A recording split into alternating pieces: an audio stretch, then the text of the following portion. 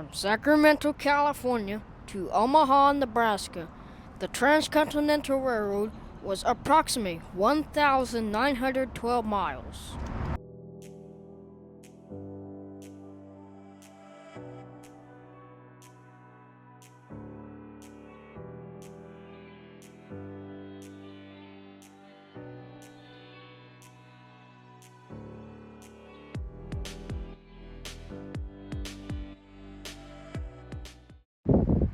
Hey everyone, old Sylvan's here. Today I'm up between the border from Omaha, Nebraska, and we got a massive locomotive behind. Big Boy 4023. Big Boy was built in 1941. Were they all built in 1941? Well, they continued through the 40s. I know that. And they were... I thought they were all cushioned. Anyway, so they were all through the 40s, and then they got put out of service in the 50s. And they originally weren't supposed to be called Big Boy. They're supposed to be called the wash-ass type. Okay. And why were these trains built? Because to the Union Pacific, it wasn't going to be hard to pull thousands of tons of freight train, because double heading means you need two engines. That meant more money spent on locomotives and crews. And it was the Depression. A lot of people didn't have that money.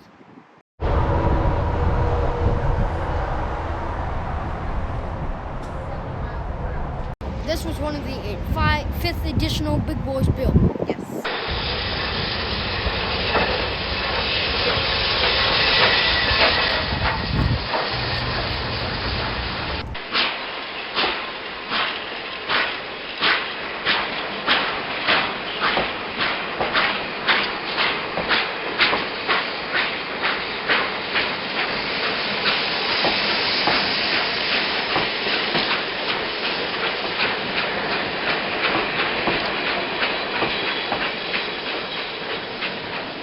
Well, no, right here. What's missing? Is that missing an arm? Because I thought this front wheel had an arm to it.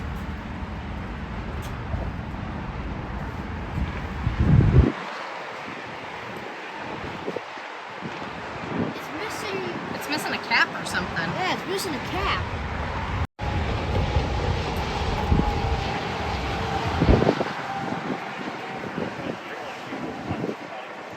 So, this is what Ed Dickens taught me during depot days. Now, someone has snatched him off of the locomotive. Don't do that. The cylinder cocks they put on the 4014, Big Boy 4014, they're called sacrificing cocks. Sacrificing cylinders, whatever. Because if they hit something like say, something is too far out but will miss everything else, or it's too high up but will miss everything else, those cylinder cocks will bend and break. Instead of breaking something heavy duty like that. What else did Ed say about like the wheels and stuff, like the bearings and whatnot? Well, you never want to stop it like this, because you can't get your grease gun or grease hose or whatever up under there. To maintenance it? Yeah, to grease it, because you do that with your hands, harder and harder and faster, it creates heat, and it eventually will weld itself together. It's called friction welding. So that's a grease port that shoots all the way towards the wheel, and there's a grease port somewhere up in there that greases the top. And how they restored the 4014, they all handmade it.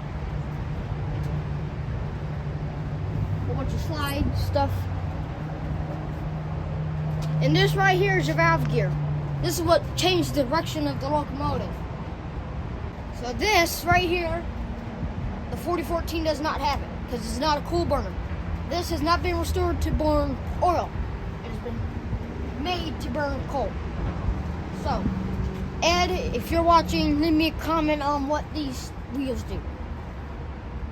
And then somewhere up in the cab, you pull the lever, and water will shoot out, and it makes it whoosh, kunk. probably got yanked off. And you can see that in my 4014 video.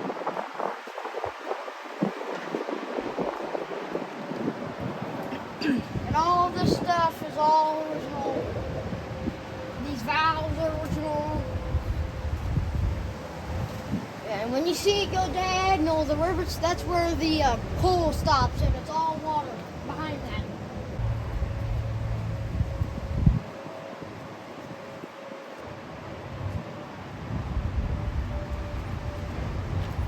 And then these, right here, those little springs in there, well, they're not little. Those springs in there are called leaf springs.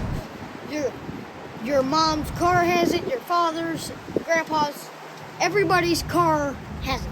Not everybody's car. So like the Power Wagon doesn't have coil or doesn't have leaf springs. It's got coil springs. So what in our fleet would have leaf springs? The Dodge, The 92 and the 76. the So it's a 76. Dodge.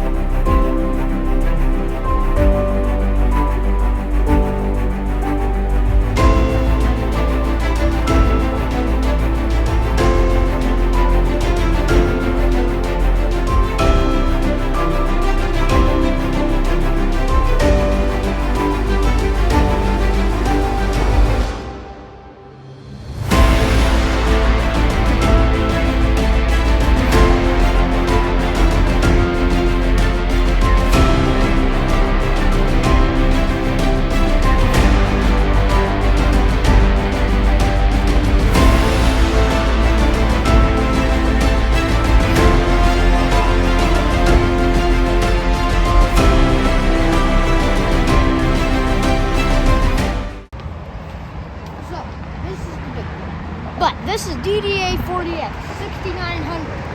The Rary is going to be a bit loud because there's a highway, but this is the very first Centennial built. They're called Centennials. Why? I have no idea. Does it say over here? Possibly. Well, this is like the Grinded it. yeah. And this part, that's how you fill up your sanders for your locomotive. Because during wet conditions going up a steep grade, you need traction. Traction is the sand. These right here, these are called your brake pistons. Now, if you're someone like a yard master or a person that's all about railroad safety like me, I would say don't walk over or go in front of a train or oh yeah, that's how much fuel it holds. Something 8,200 gallons of diesel, which is professional for this. Now, if these pistons are in, don't climb over because he can throttle up and pull any time. And if you're like 500 feet back and he's all the way up to 3 miles an hour, there's no cushion. It's gonna pull at 3 miles an hour. That's when you hear that whooping. Okay, what is this? That right there is the sander. That's how you get traction. See that hose right there that works down in front of the wheel? That hose shoots sand in front of the wheel to get traction. The back wheels. Yes, and the front. Well, no, because the fronts have their own, remember? Oh yeah.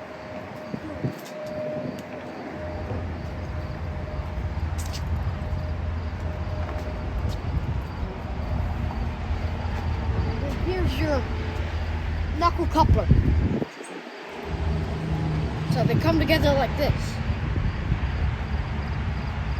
It's leaking diesel. Gotta fix that. And here's your cable for your handbrakes. Handbrakes. So if there's no air in the locomotive, you can turn your handbrake. Well, it's not really a turn, it's more of a crank up in the cab. And that's how it holds the locomotive down when there's no air.